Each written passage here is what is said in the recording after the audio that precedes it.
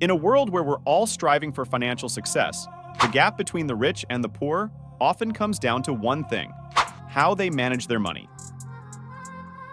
There's a giveaway announcement in the end, so stick to it. In our journey today, we'll introduce you to two characters, rich and poor. But remember, they're not just people. They represent different approaches to handling finances. We're here to provide you with a straightforward, no BS guide to managing your money. Rich individuals often create and follow detailed budgets. They keep track of their income and expenses, allocating money for savings, investments, and necessary expenditures. While poor individuals often don't have a structured budget. They may spend money as it comes in without tracking where it goes. Rich people prioritize saving and investing their money. They have emergency funds, contribute to retirement accounts, and invest in assets like stocks, real estate, and businesses. Whereas poor people may struggle to save money due to low income and immediate financial pressures.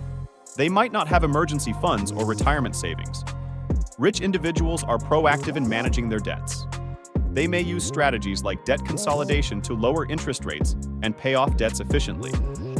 However, poor individuals are more likely to accumulate high-interest debt, like credit card debt, due to unforeseen expenses or living beyond their means. Rich invest in their financial knowledge. Rich people read books, attend seminars, and seek advice from financial experts to make informed decisions.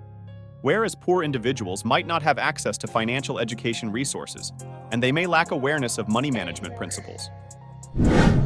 Ultimately, the choice between following a path closer to the rich or the poor in financial management lies in the hands of each individual.